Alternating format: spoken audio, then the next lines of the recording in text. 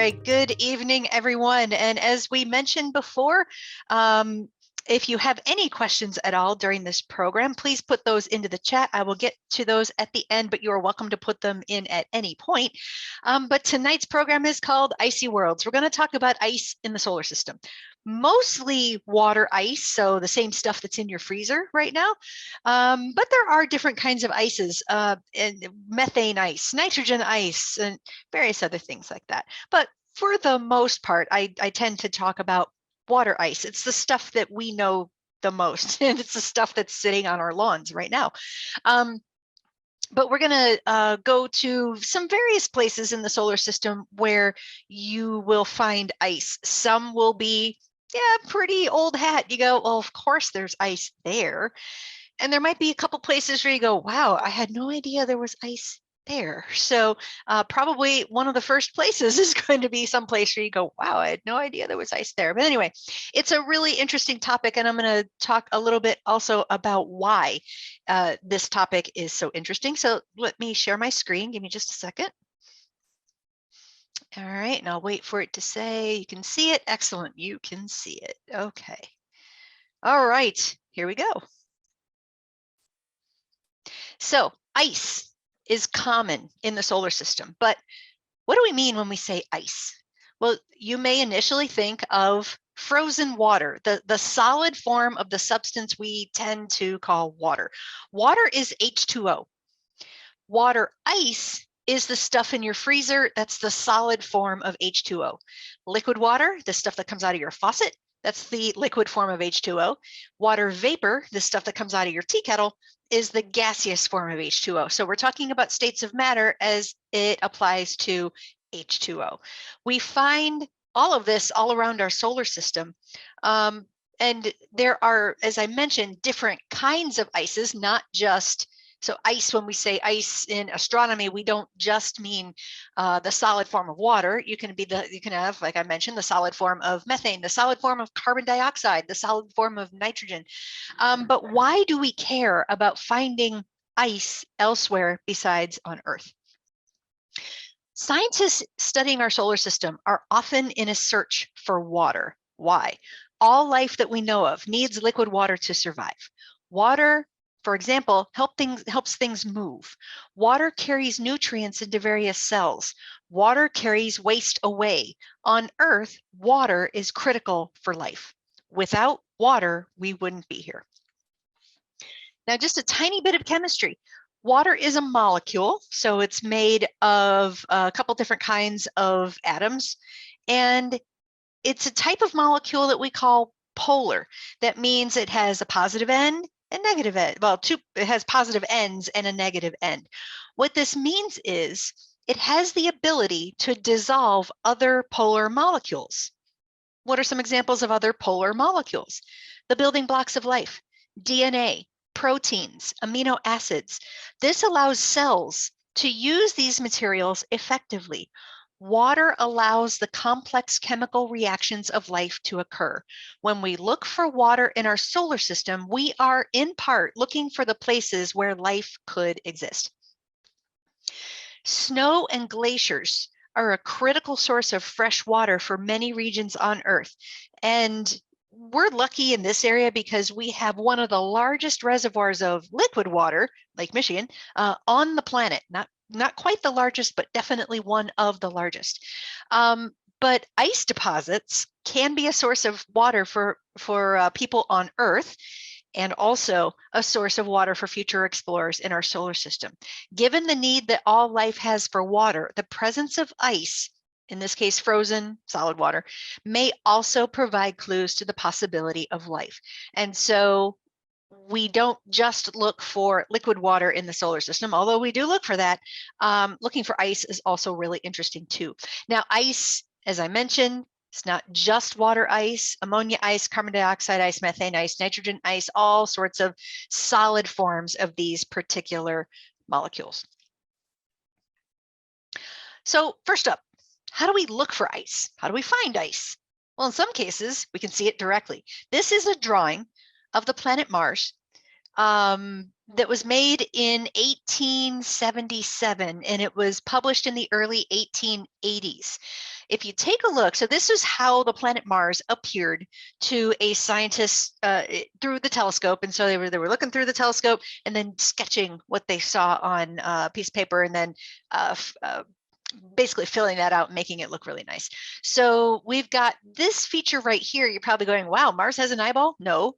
Mars has a very giant volcano, but that wasn't necessarily known at the time. So they could see this feature right here, didn't know what it was, but still were able to see something and therefore drew it. But this splotch that you can see up at the top, that corresponds to one of the polar ice caps on Mars. The polar ice caps of Mars were evident in our earliest telescope investigations of the planet. Scientists thought they were made of water ice, just like on Earth, and generally this is correct. And so sometimes we see ice directly. Now the next slide, don't get worried. I'm going to explain the stuff to actually pay attention to. You don't have to pay attention to this entire graph, but scientists get excited by squiggly lines on graphs. So let me explain what these particular squiggly lines are talking about. One of the primary ways of detecting water or water ice, or anything for that matter, is to analyze the light reflected from the surface of a planet. Spacecraft detectors can probe surfaces of planets using the sun's light that's reflected off the planet. Different materials absorb and reflect light differently, and they do this in characteristic ways. So for example, a surface that has water ice on it here will reflect that light exactly the same way as a surface that has water ice on it on Mars. So we can use the information that we learn from a lab in terms of how light reflects from a certain type of material to then look for those characteristic patterns of light elsewhere.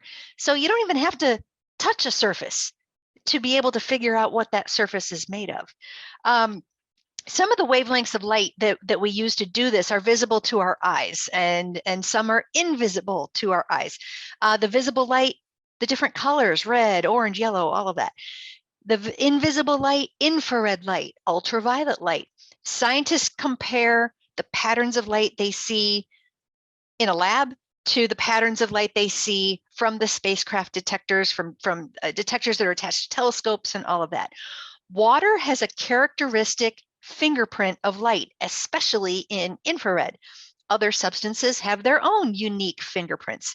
These fingerprints, we call them spectra, can be collected by detectors on board spacecraft or through telescopes viewing that particular object from Earth. And so you'll see this is the fingerprint of the squiggly line that we have for liquid water. The one below it is for water ice. And you go, oh, wait, well, those basically look really similar. True, but they aren't exactly the same. The peak in the lines is in a slightly different place than it is for liquid water. And so the overall shape of this is going to be consistent from ice on Earth to ice on Mars to ice on a moon of Jupiter and so on. And if you take a look, dry ice, which is frozen carbon dioxide, it has a completely different pattern of light. And so we can look for these patterns. Now, they're going to be all jumbled up.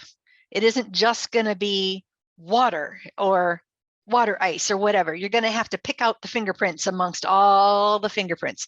But this is what scientists get jazzed about. So they don't just get jazzed about squiggly lines on graphs. They love figuring out what those squiggly lines are actually telling us, especially for a world we may not be able to send people to anytime soon.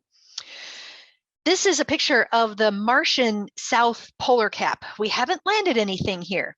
In order to figure out what this surface is made of here, we use reflected light. We use radar images. We use all these different tools, different pieces of information to tell us what this place is like. It's going to be a long time before we ever can land people in this place to study it directly. So this is why all of this information becomes really valuable.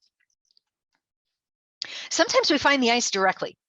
This is a couple of pictures taken by the Mars Phoenix spacecraft about 12, 13 years ago.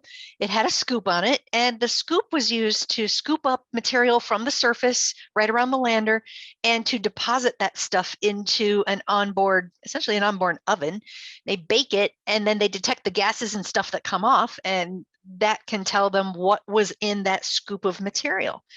Well, a scoop scooped down into the dust, and about 2 inches from the top of the surface, they found this white stuff. And you can see the white stuff here. It looks pretty similar over here. But right here, you can see there's little chips, and over here, you don't see the little chips.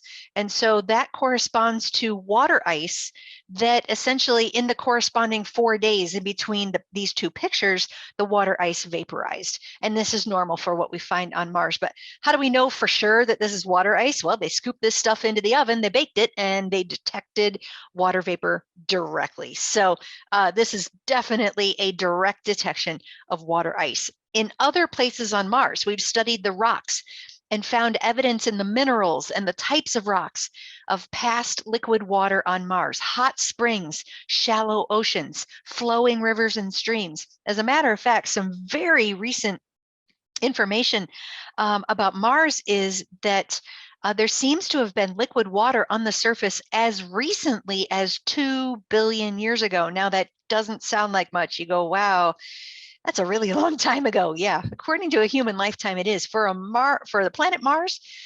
Considering that's actually a lot more recently than we thought liquid water was there. So all this information gives us a picture of the past and the present of, say, Mars. Now, where did these ices come from? Well, the processes that formed our solar system a little over 4.5 billion years ago helped to distribute these ices. Our entire solar system formed from a giant cloud of gas and dust and stuff. Close to the sun, when the sun formed, it formed first, and then there was the rest of the material that was around the sun that started clumping together to form the planets and other things. Close to the sun, it was too hot for water and other ices to condense. Instead, there you got rocky materials and metals that were collected near the sun to form the smaller rocky planets. There was a line beyond which it was far enough away from the early sun for ices to condense. This is known as the frost line. The frost line in our early solar system was very likely within where is now the asteroid belt in between the orbits of Mars and Jupiter. And you go, wait a minute. Looking out the window, there's frozen water on my lawn. There's liquid water that falls from the sky. There is water vapor. There's clouds. And wait a minute.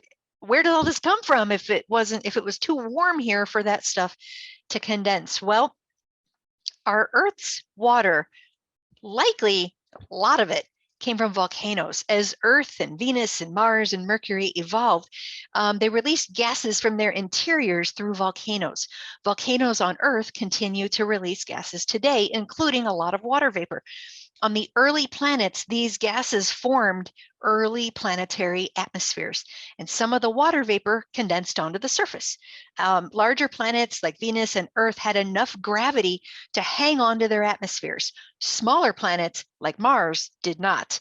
And we see Mars has a very thin atmosphere, and its atmosphere continues to erode into space over time. So a primary source of water on our planet was the water vapor that came out of volcanoes that condensed onto the surface to form liquid water. Another source of water or water ice on the rocky planets could have been comets. Now, comets are, you could call them time capsules, containing material left over from the formation of the solar system. When you think of a comet, you probably think a picture like this.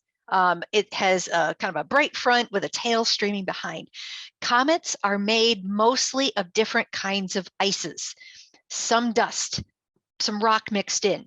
The main part of the comet is called the nucleus. Think snowy dirt ball. Think big, dirty iceberg in space.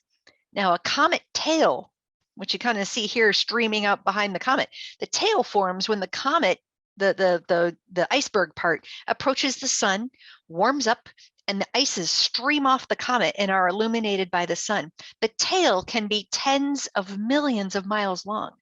The comet iceberg itself is on the order of maybe half a mile wide, a mile wide, maybe 10 miles wide.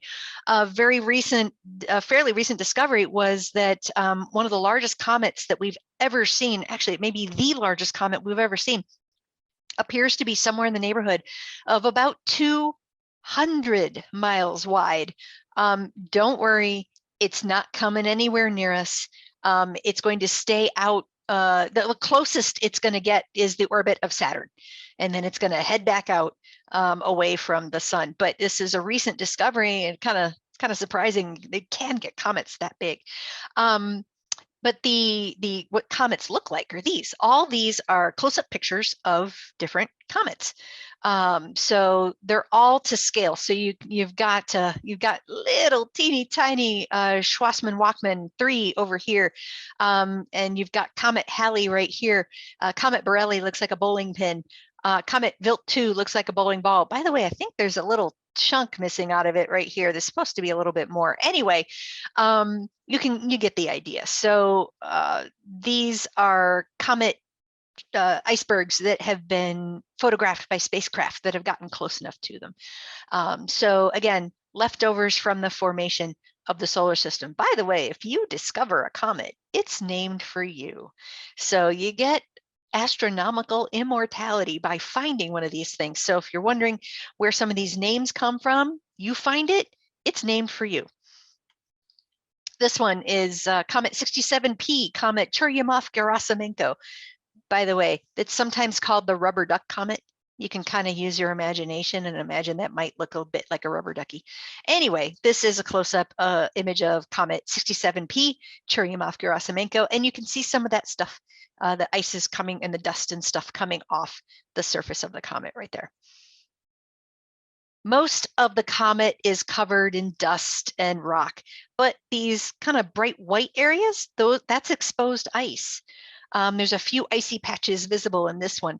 The crust itself is pretty rigid, and it is at most maybe about, I don't know if you can see my hands. I've got my hands maybe about 1.5 feet apart. So somewhere in the neighborhood of around 1.5 feet deep is the crust of this comet. So not a lot to stand on. And below that, the comet is fluffier. The rigid crust is a mixture of ice and dust and just barely held together. The interior of this comet is fluffier than cappuccino froth. Next time you order a cappuccino from your favorite local coffee place, take a look at the foam on the top. That foam is denser than the interior of a comet. Anyway, I just wanted to show one of the sources of comet, or sources of ice and water on our solar system could be the impacts of comets on the early Earth, but not all. A good amount of the water on Earth may have come from asteroids. Now, when we study the different kinds of materials in asteroids versus the different kinds of materials in comets, it's the chemistry of the asteroids that better matches the water that we have here on Earth. H2O is locked up in the chemistry of the rocks of many asteroids. Think of comets and asteroids as part of a big, long number line. Icy comets on one end, dry, rocky asteroids on the other.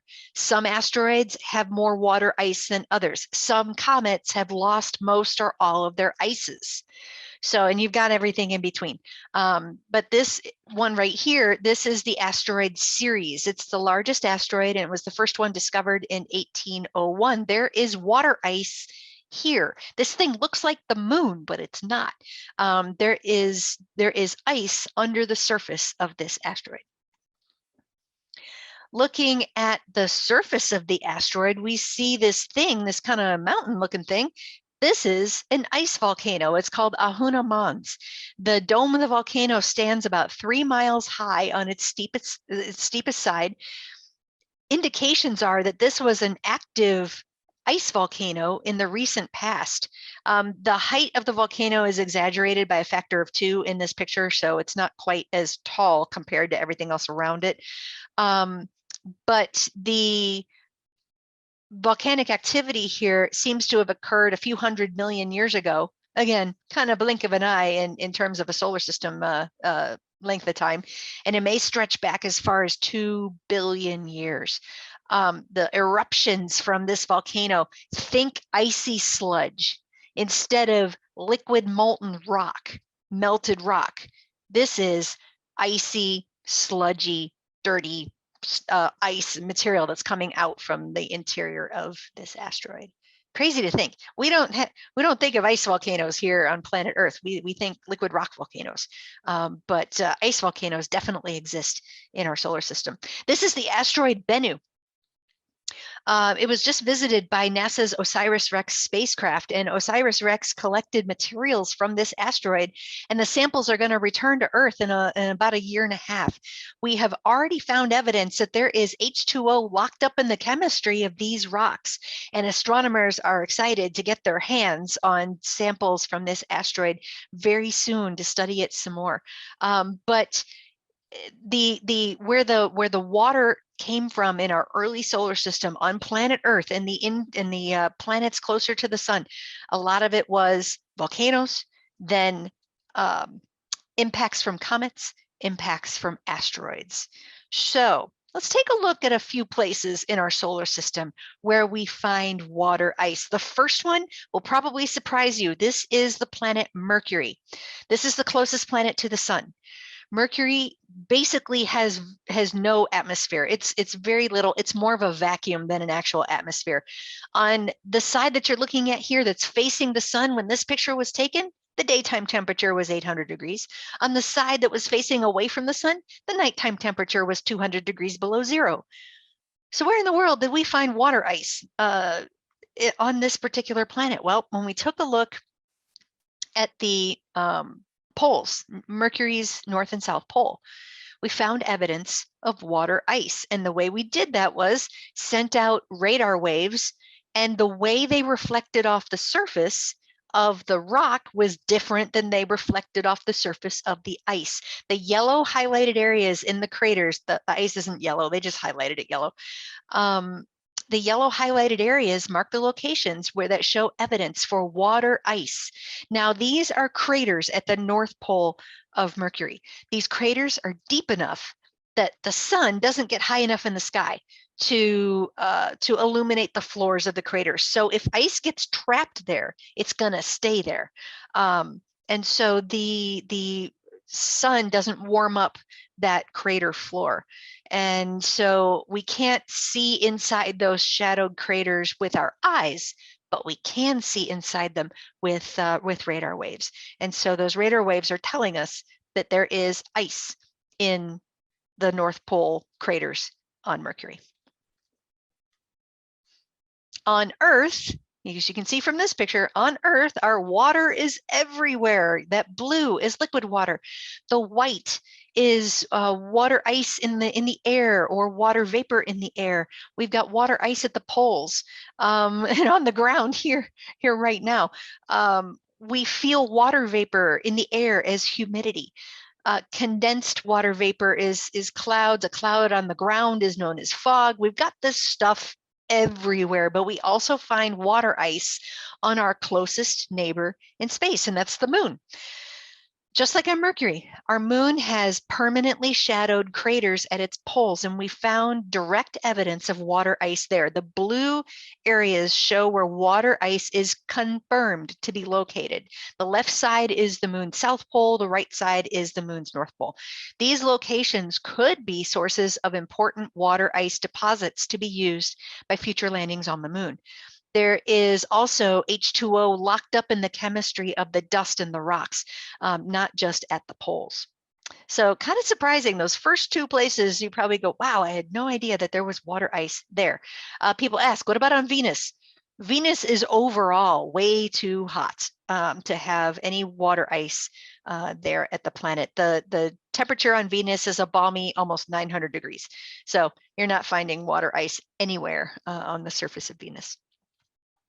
Moving farther out, we have the fourth planet from the sun, which is Mars. And we've got the north polar cap is made of water ice. The south polar cap is made of water ice, and it has a covering layer of carbon dioxide ice. So you'll find both at the south pole of Mars. The south pole of Mars in the winter gets a little colder than the North Pole does in North Pole winter. So that carbon dioxide from the air freezes to the ground. And so you've got the water ice with its covering layer of carbon dioxide ice. This is frost on the Martian surface. This picture was taken by Viking 2. So you can get frost. So frozen water condensing out of the air and forming on the rocks. And then as this ground warmed up, the frost went away. Here we've got a couple of pictures of the same crater on the surface of Mars. And the crater was relatively recent when the first picture on the left was taken in October of 2008. And this is taken from orbit. And you can see there is a crater and the white stuff is ice. And so something from space smashed into the surface, the material splashed out. And so some of the ice splashed out that was below the surface. A few months later, the spacecraft went overhead again, took another picture, and you can see that a lot of that ice has vaporized. We find a lot of water ice on Mars. So the water ice here is in a crater that's about 4 feet deep. But this isn't the only place where you're going to find ice. It's not just at the poles, not just in scattered little places like this. In this image here, we've shaded all the areas in color where you find water ice under the surface. Anything in green, yellow, red, you find water ice under the surface. There's a lot of water ice on Mars. If you take all the water ice that we know to be on the surface and we strongly suspect is under the surface, if you melted all that water ice, you'd end up with a layer of water that would cover the whole planet 115 feet thick. That's quite a bit. And so Mars is a really interesting place to study. But also, if we ever send people to Mars, this water ice could be a resource for future astronauts. Many outer planet moons, not surprisingly, also have ice. I'm going to kind of speed through a few of these, but here we've got Jupiter's moon Europa. The left image is approximately true color. The right image is think of it like paint by number. They've highlighted some of the different features in different colors, enhanced to bring out those surface features. Europa has a crust of water ice. You're not looking at rock, you're looking at ice. And this is water ice floating on top of a saltwater ocean. The crust of ice is many miles thick. You don't see many craters, because something from space will smash into the ice, and then over time, the ice will kind of smooth out the crater. So you're not going to get a lot of old craters over time. This one that's in the picture on the right, or actually you can see it in both pictures, is relatively young. That crater happened not terribly long ago. Europa is far from the sun. The surface temperature is a really bone-chilling 260 degrees below zero. And at these temperatures, water ice is very much like rock. So we've got a really interesting moon with water ice crust, saltwater ocean. By the way, water ice, just like it's in your freezer. Salt water, what's the salt? Same stuff that's in your pantry, sodium chloride. So if you want to get a couple of those, get an ice cube and get some sodium chloride, some table salt right next to each other, you go, wow, you are holding the same stuff that is found here on Jupiter's moon Europa. Ganymede is the largest moon in the solar system. It's larger than the planet Mercury. If it orbited the sun, we would call it a planet. It's made mostly of water ice with a rocky core in the middle. What you're looking at here is also a rocky, icy crust. And so there's a water ocean under the crust, sandwiched between thick layers of ice. Jupiter's moon Callisto is composed mainly of rock and water ice, but there are some other ices like ammonia ice and carbon dioxide ice. Water ice is at the surface of Callisto, and like Europa and Ganymede, a salty ocean might exist under the crust. Some scientists think that may think, well, wait a minute, if these moons are as cold as they are, how does that water stay liquid here? And there may be a small amount of ammonia in the water. This keeps the water from freezing. This is basically how antifreeze works. So that may be what's going on here. Anyway, just wanted to touch on those particular moons. Jupiter has 79 moons, and so I could spend an entire talk just on Jupiter. But moving on and moving farther out, we've got the planet Saturn. The rings that you see are very bright, and they're mostly made of water ice. The size of the little ring bits is the size of a grain of sand, up to the size of a house or a small building. The diameter of the rings, about 200,000 miles from one edge to the other. But thickness, the thickness of the rings, they average about 30 feet thick. The rings might be fairly young. Possibly an icy object got too close to Saturn, and Saturn's gravity pulled that object apart. But Saturn's rings aren't the only places where you find ice. But we want to show you a close-up of the rings. And what you're seeing, these look like straw-like bits right here. You're seeing clumps of ice that are stuck in long lines. You're seeing actual bits of the material that make up the rings of Saturn. You're seeing that stuff directly. From far away, the rings look like a solid piece. Close up, you're seeing some of the individual bits that make up the rings. Now, there are quite a few rings of Saturn, and when scientists first discovered the rings, they looked like, again, like a solid piece. Then as our telescopes got better and better, you could see individual ring areas, and so that's where you see A ring, B ring, C ring, D ring. These rings are named in the order that they were discovered. The E ring is a very thin, very tenuous ring right here. And the F ring was a really teeny tiny ring found a little farther out from the A ring. But the source of this E ring, this really tenuous one right here, is really interesting. And so we're going to get to the source here. It's one of Saturn's moons. This is called Enceladus. Enceladus is covered in ice. If you look close up, you can actually see the surface. You can see boulders of ice. You can see cracks in the surface. This is a close-up of Enceladus.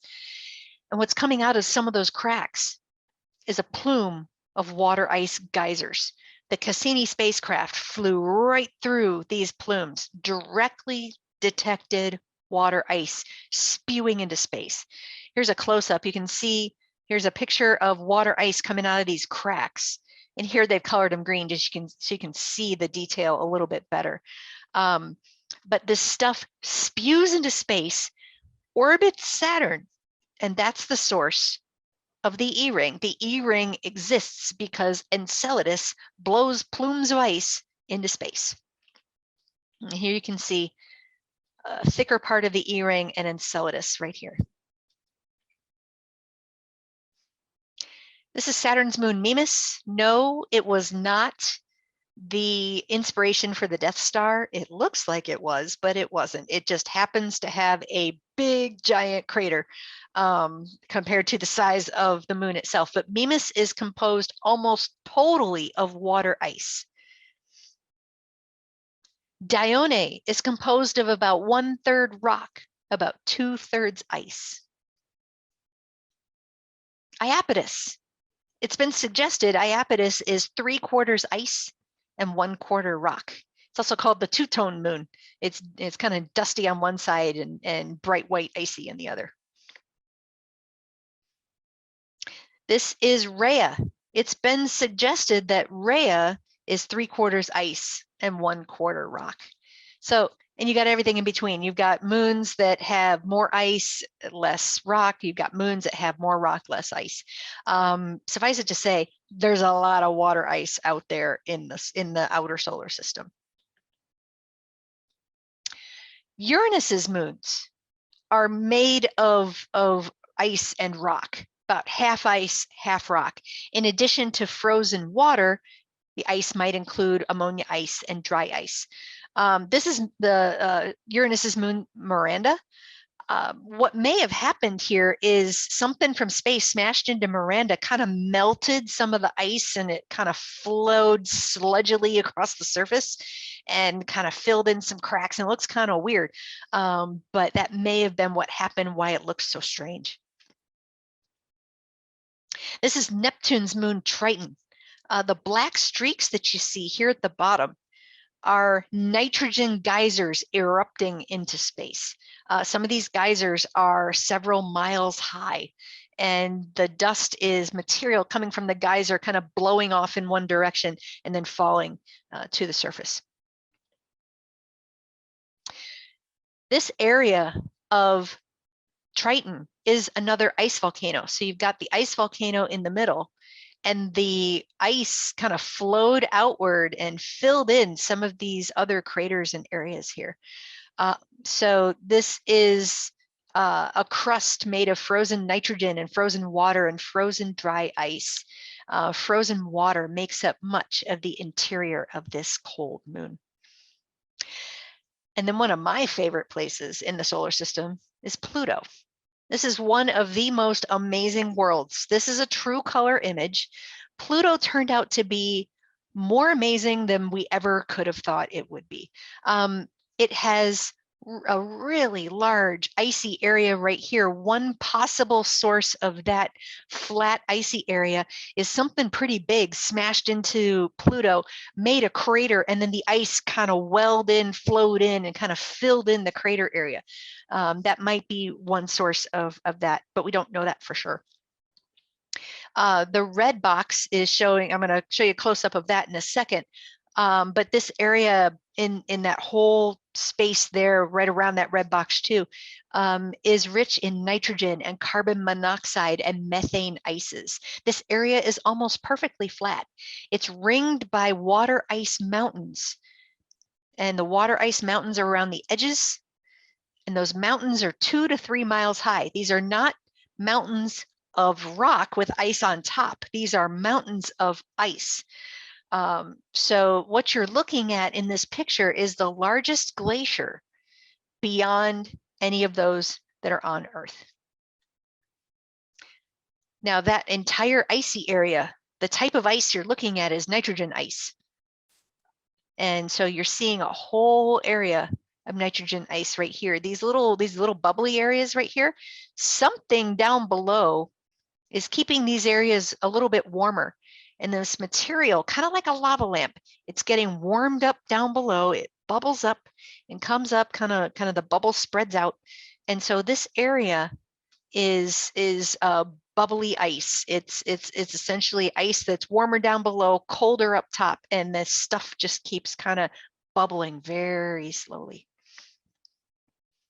The blue areas are highlighting where we found water ice, and these aren't the only areas that we found it, but it's showing you that there's quite a bit of it here. Now, one of my favorite pictures in the whole solar system is this one right here. You can see this nitrogen ice area, these water ice mountains. You can see the hazy atmosphere of Pluto right here. But these water ice mountains, the reason we're confident that they are water ice is they're very steep, and it can't be any other material other than ice. They wouldn't be able to hold that steep shape. If you look up a little bit more closely, again, you can see these water ice mountains that are 2 to 3 miles high. But these are water ice mountains floating on top of the nitrogen ice glacier. Water ice is less dense than nitrogen ice. So if you get water ice and nitrogen ice together, they're going to sort themselves out where the water ice floats on the top and the nitrogen ice is down below.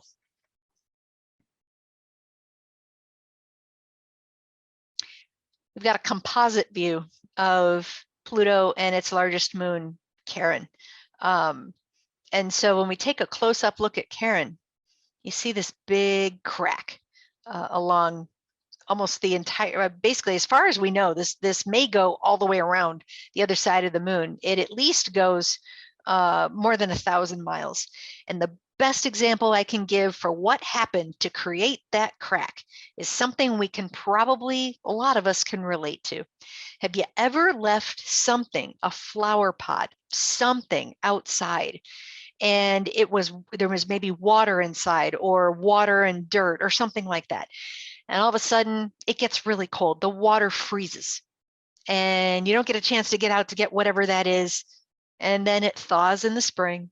You go outside, you go to whatever that thing is, flower pot or whatever, and you pick it up and it cracked. So what happened? The liquid water that was in that flower pot froze. Water ice takes up more space than liquid water. So when water ice freezes, it expands and it'll break the flower pot. I know this from experience. We left a terracotta flower pot out on our deck several years ago and didn't get a chance to cover it up before the rain had happened, and then it froze really quickly. Went outside in the spring, water had frozen and then broken the flower pot. So this may very well have been what happened to Pluto's moon Charon, that the liquid water interior froze, expanded the surface of the moon, and cracked the whole thing. So anyway, just wanted to show you something that we're familiar with here happens elsewhere in the solar system too. Ice is amazing and it's almost everywhere. So if anyone has questions, please throw those in the chat. I would love to know if you have solar system questions or ice questions. They don't have to just be ice questions. They can be solar system questions too. But if you have questions, please throw those into the chat. And I'm going to grab a little bit of water. How appropriate. I'm grabbing water, right? Yeah. Anyway. So while we're waiting for our guests to type in their questions, I have a question for you, Michelle. Yes. So we were talking about comets earlier. Mm-hmm. What happens to a comet when it enters the Earth's atmosphere? Has anyone seen the movie Don't Look Up? So what happens when a comet enters the Earth's atmosphere? Depending on the size, it will likely explode before it hits the surface. If it's too big, then it'll survive down to the ground. But what happens is when a comet comes through the Earth's atmosphere,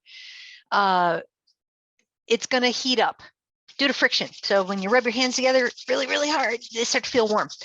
And so you got this comet traveling at thousands, tens of thousands of miles an hour, traveling through the air. It's going to heat up, but it's going to heat up unevenly. This thing is going to be tumbling and it's not going to be even. It's not a round ball. So it's going to heat up unevenly, and the pressure difference between the front and the back is going to cause this thing to just blow up. That's if it's small enough. This may have been what happened a little over 100 years ago. There was possibly a small comet that came into Earth's atmosphere and exploded over the Tunguska region of Russia. And no one was there directly to see it, but there were people who heard it. There were people who felt the blast much farther away. When scientists finally got there, because this was in such a remote location, they saw trees had been flattened for miles around. And so that was from the explosion of whatever that was. And so consensus is it may have very well have been a small comet that entered Earth's atmosphere. So, but if it's big enough, there just won't be enough time. And this thing will hold together that it can handle a little bit more pressure difference. Maybe by the time it hits the ground, it might stay in one piece or maybe flake off some pieces. Either way, it'll be bad.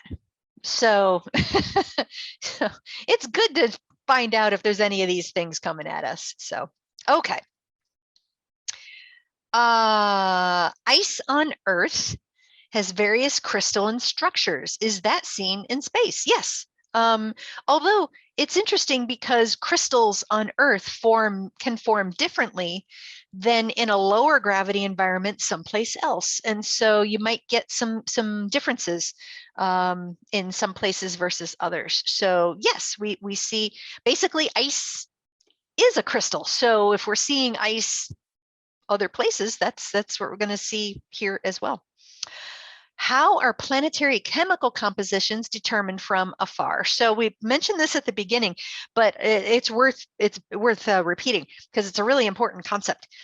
That light, for example, from the sun goes out, reflects off of whatever that surface is, and light will reflect differently off of a rough surface versus a smooth surface. If you take a look at anything, you can get a sense of what the surface is like just by looking at the light that comes at you. You can tell, oh, that surface looks a little bumpier, that surface looks smoother. That's one thing we can tell. Another thing is the light itself. We can analyze the light, basically break the light up into its component wavelengths, see where it's brighter and dimmer in different wavelengths. Those patterns are consistent from one material in one place to that same material in another place. So when we study that material in a lab here, we can say, okay, we found the characteristic fingerprints that we see, the different wavelengths where this thing peaks and valleys and everything. We see that, we can find this elsewhere. And it's something we have to assume. The same stuff we have here is the same stuff out there, just in different amounts. So a lot of it is due to the light that reflects off the surface. We also can send radar waves from a spacecraft or stuff like that. Another way is, what I didn't mention was if like one of the Mars rovers has instruments on it, the Perseverance rover has an instrument on it that you put this instrument down onto a rock and it will send out little x-rays, send out little small amounts of x-rays that will reflect off the surface of that material, and it will tell you what that rock is made of based on the x-ray patterns. Another one is ultraviolet light. We do that too. There's a different instrument on the Perseverance rover that uses ultraviolet light. Same thing, different patterns from how the light reflects off those surfaces and how it's absorbed or reflected. So, great question. All right. Okay, one of the moons is one of Jupiter's moons, showed true color, and another colored image of it side by side was bluish, then was covered in reddish brown. What is the reddish brown stuff made of? I actually don't know. That what they've done is they've colorized, the picture on the right was colorized. They could have picked any combination of colors. They could have picked purple and green. They just picked bluish for one material and reddish for another one, just to show some contrast. I actually don't know what they decided to colorize in the two. I'm gonna guess one of them is water ice and the other one is some sort of dust that's over top the water ice. So that may be what that's representing. That's a guess. It's usually a decent guess for the outer solar system. Does space ice have different concentration of deuterium oxide or tritium oxide from what we see on Earth? And so to explain that, I kind of alluded to it. I didn't go into the specific chemical composition, but I'll try to explain what this question is talking about. Okay, you think of water, H2O. The hydrogen in the H in the H2O can have different numbers of neutrons. So we've got protons, neutrons, electrons, the things that make up atoms. The number of protons usually equals the number of electrons. The number of protons, however many there are, determines what that material is. Hydrogen has proton number, has as one proton. Helium, 2 protons, 2 electrons. And lithium is 3, and so on. The number of neutrons indicates different kinds of hydrogen, essentially. And so here on Earth, if you take 1,000 water molecules and you separate them by how many of the hydrogens have the 1 neutron, how many of the hydrogens have the 2 neutrons, how many hydrogens have the 3 neutrons, deuterium, tritium, deuterium, tritium, tri, 3. And you separate all those out, you get a certain concentration here on Earth. You look elsewhere in the solar system to see, do we have the same amounts of the same ratio of hydrogen with 1 proton versus hydrogen, or hydrogen with 1 neutron versus hydrogen with 2 neutrons versus hydrogen with 3 neutrons. And what's interesting is the hydrogen ratio we see in asteroids better matches the water ratio, the hydrogen ratio that we see on Earth. So that is the really complicated answer that I can give as to why we think a lot of Earth's water came from asteroids. Most of it probably came from volcanoes, but a lot of it came from asteroid impacts as opposed to comet impacts. Comets have a different ratio. So there you go. So space ice has a different concentration of deuterium and tritium as compared to Earth. Comet ratio is different from asteroid ratio. Asteroid ratio matches Earth better than comet ratio matches Earth. So that's how we think. It's probably some of our water came from comets, but a lot of it came from asteroids. It's pretty cool. You think, how does this chemistry stuff apply to astronomy? And oh gosh, there's lots of chemistry all over the place. So thank you so much. We love this, especially the photos of Pluto and Karen. Isn't Pluto just the coolest place? And I'm not saying that just because it's got a lot of ice on it. It's just really awesome. And it turned out to be so much more interesting than a frozen rock ball. We were expecting a frozen rock ball. I was expecting to show people like pictures of like old craters and maybe some ice and looking like a lot like those moons. But no, that huge glacier, something's keeping it warm underneath. It shouldn't be there. Pluto should not be warm. Pluto should be frozen solid. So yeah, they're still trying to figure out what that is. I'm not saying it's aliens. It's not aliens, but it's a lot of chemistry and physics and stuff. Well, thank you so much, Michelle. You're I just welcome. want to put out a quick book recommendation for whoever asked the question, how are planetary chemical compositions determined from afar? It doesn't really get into fully the science of it, but it is about a scientist who is trying to discover life on other planets, and he has come up with a way to do that. And the book is called Bewilderment, and this is by Richard Powers. So I'll type that into the chat. Nice. And thank you to those folks who are putting very kind comments in the chat. I appreciate it. Yeah, well, we all love it when you're here, and we don't have you on the schedule again, but when we get some more information coming from the James Webb Space Telescope, I would really love to have you back and tell us all about it. I think the thing that a lot of places are waiting for, and me included, because there were people who asked, like, should we schedule something for March, or, well, I can't do anything in March, but should we schedule it for like April or February or something? And I thought, what if something goes horribly wrong? Then we're stuck. And then we we developed this thing and then it blew up on launch. But no, it worked. And what they're doing right now is carefully chilling it down very slowly. It's already close to about 340 degrees below zero. It could cool off really fast. They don't want it to cool off really fast. They want it to cool off at a reasonable pace because you don't want things to break. And so they're going to start to turn on the science instruments pretty soon. And then they'll they're going to start focusing the mirrors.